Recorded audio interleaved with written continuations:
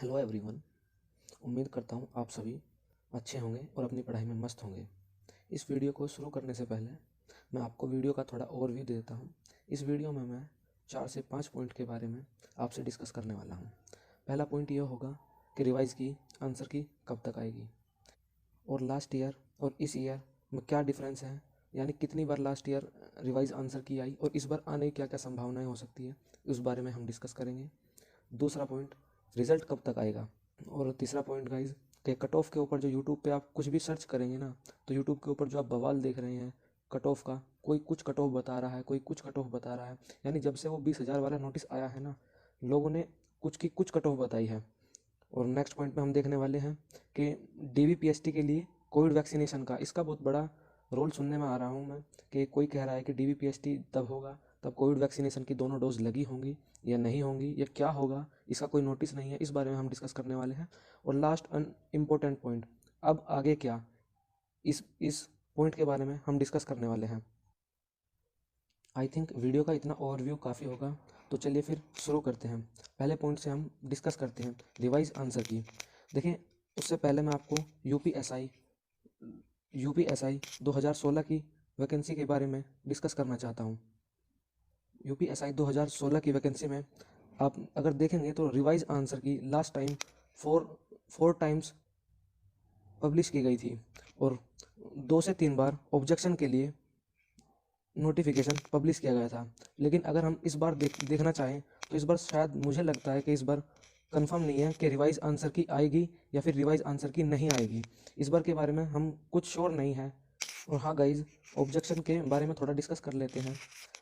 जिस भी कैंडिडेट ने किसी भी क्वेश्चन पे ऑब्जेक्शन डाला है, उसका पता फाइनल रिजल्ट जब भर्ती बोर्ड डिक्लेयर करेगा, उसी बीच भर्ती बोर्ड बता देगा कि आंसर की में उन्होंने क्या चेंज किया है और क्या चेंज नहीं किया है। शिफ्ट वाइज भी बता देगा कि उसने किस क्वेश्चन में एक्सेप्ट किया है और किस क्वेश्चन को उसने एक्सेप्ट नहीं किया है। और इस बार ऑब्जेक्शन की अगर हम बात कर रहे हैं तो मुझे नहीं लगता कि शायद इस बार ऑब्जेक्शन के लिए दोबारा नोटिफिकेशन दे भर्ती बोर्ड, क्योंकि नज़दीक ही यूपी में इलेक्शन है।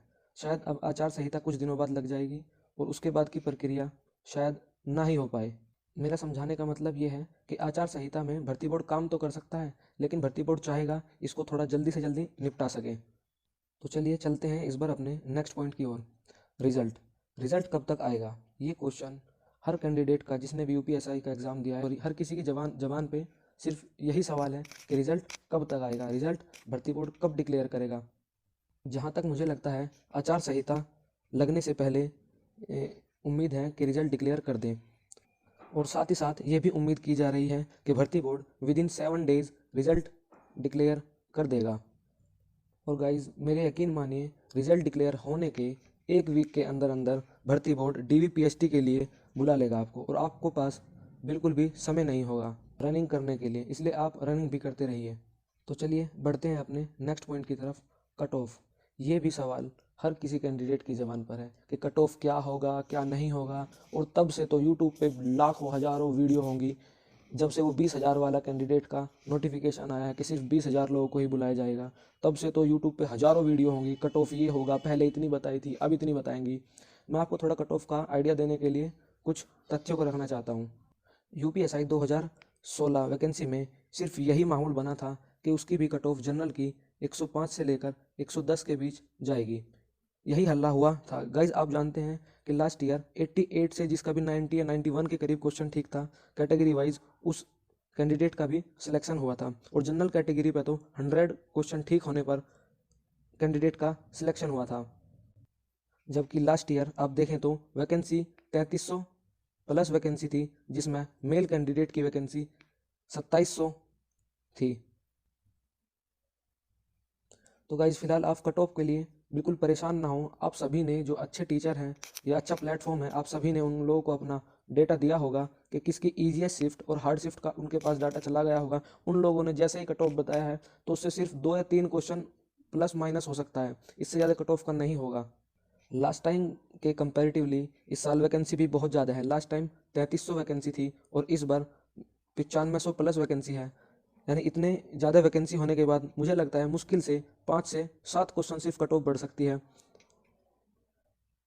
यानी इस बात का ये मतलब है, जो टीचर अभी आपने सभी के एनालिसिस देखे होंगे, सभी टीचर जनरल के लिए 105 से 100 से 105 के बीच या 105 से 108 के बीच सेफ बता रहे हैं। इसमें +2 और -2 कर लेना, सिर्फ इतना ही कट ऑफ का फ़र्क होगा। इससे ज़्यादा कट ऑफ का जनरल के लिए कुछ भी ज़्यादा नहीं हो सकता है। चलिए बढ़ते हैं अपने नेक्स्ट पॉइंट की तरफ। नेक्स्ट पॉइंट है हमारा DVPST के लिए कोविड वैक्सीनेशन।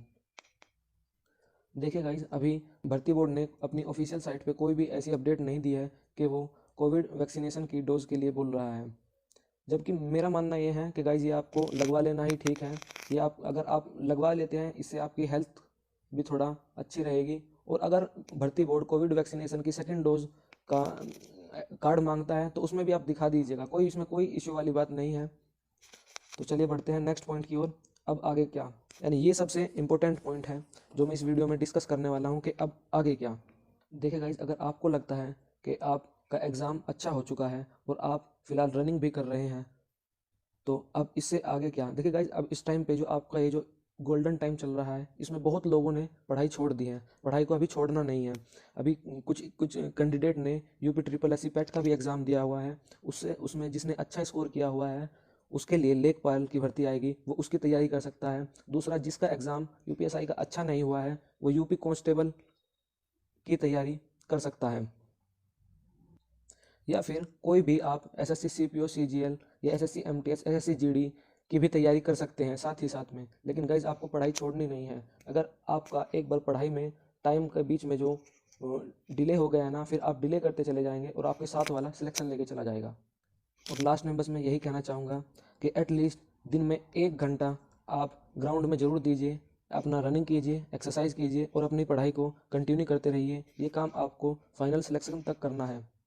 इस वीडियो को एंड तक देखने के लिए आपका धन्यवाद। अगर आप इस तरह की और भी अपडेट चाहते हैं तो आप हमारे साथ में यूट्यूब से जुड़ सकते हैं। Thank you. जय हिंद, जय भारत।